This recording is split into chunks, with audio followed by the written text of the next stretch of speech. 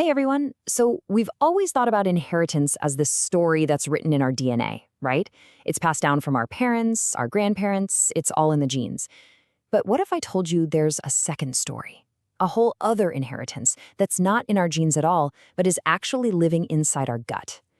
Today, we're going to unpack this really fascinating study that suggests something wild. That behavior itself might be passed down through these tiny, tiny passengers, our microbes. Okay, so let's just jump right in with a huge question. Are you really just the sum of your genes? Is that it? Or could there be some other force at play here, shaping who you are, how you act, and maybe even how much you just feel like getting up and moving?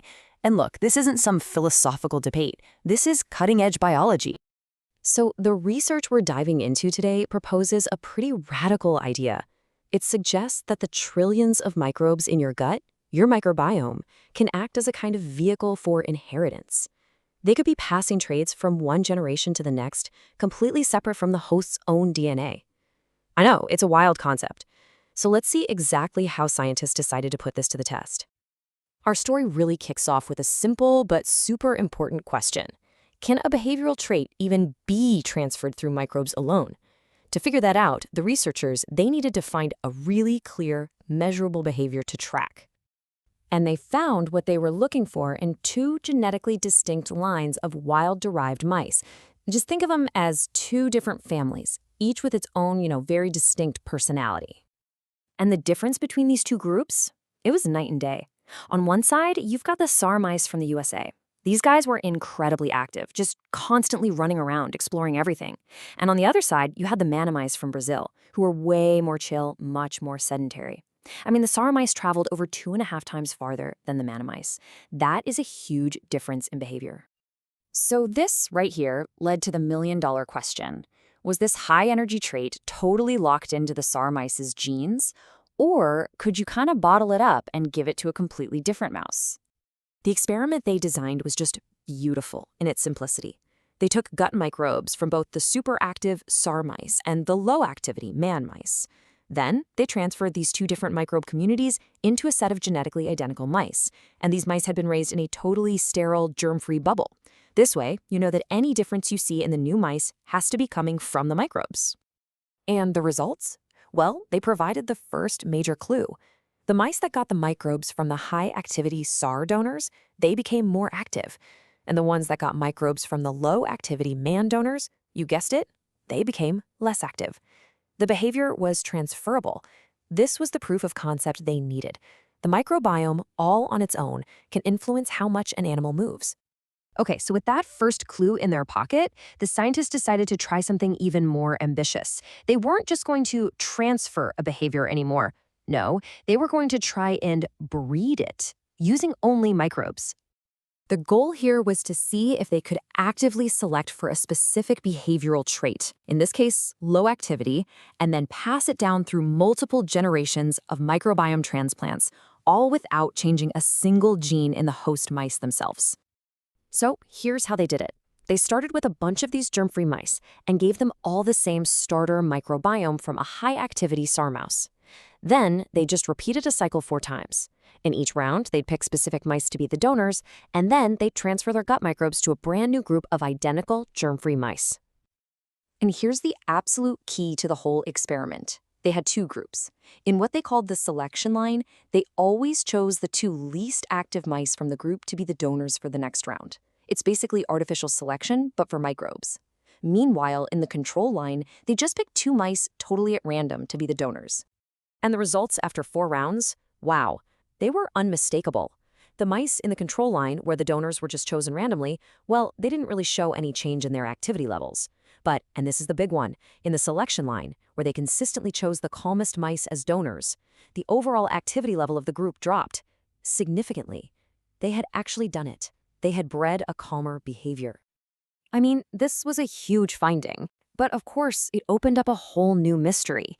If the microbiome was doing this, which specific microbe, or maybe microbes, were the ones pulling the strings? The investigation now had to turn to identifying the culprit. The scientists now had a collection of microbiomes that they knew made mice less active. So it was time to sift through that whole microbial lineup and find their prime suspect. So by sequencing the DNA of all the different gut microbes, they could compare the communities from the selection line and the control line. And one group of bacteria just stood out. In the mice that had been selected over and over for low activity, there was this consistent and really significant increase in bacteria from the genus Lactobacillus. The data was crystal clear. They found a direct negative correlation. As the amount of Lactobacillus went up, the distance the mice traveled went down. They had their suspect. But, just finding the suspect isn't enough. You need to figure out the murder weapon, right? How could a simple bacterium hanging out in the gut tell the brain and the body to just slow down? This final phase of the investigation was all about the mechanism. The answer, it turns out, isn't some kind of direct mind control. It's chemistry. Bacteria are basically tiny little chemical factories, and the products they make can travel all throughout the body. And here's the pathway they started to uncover. We know Lactobacillus is really good at breaking down an amino acid we've all heard of, tryptophan. And when it does this, one of the byproducts is a chemical called Indolelactic Acid, or ILA for short. This little chemical can get absorbed into the bloodstream, travel through the body, and it's known to be involved in this gut-brain communication highway. But to be sure this was the actual mechanism, they needed one final test, a real nail-in-the-coffin experiment. So they took two new groups of mice.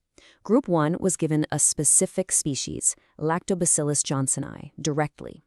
Group 2 wasn't given the bacteria at all, but was given its chemical product, ILA, directly. Now, if their theory was right, both groups should become less active. And that is exactly what happened. This was the smoking gun. Both the mice given the bacteria and the mice given just the chemical showed a significant drop in their activity levels. Case closed. This confirmed it. Lactobacillus can reduce locomotion by producing ILA. So, what does all this mean? We've just walked through this amazing scientific detective story, but the implications here, they go way beyond mice in a lab. This quote from the research paper itself just sums it up perfectly. What they found is experimental proof that the microbiome isn't just some passive passenger along for the ride. It can create real, observable differences in an animal's traits. And these are traits that can be selected for and passed on, a lot like genes. It's like a second layer of hereditary. And that leaves us with this final, just fascinating question to think about. If a single type of bacteria can influence something as complex as how active you are, what other traits might be hiding in our own microbial inheritance? Our moods, our food preferences, maybe even our resilience to stress. It completely reframes how we think about who we are, suggesting that we're not just a single organism, but a dynamic, evolving ecosystem. Pretty amazing stuff.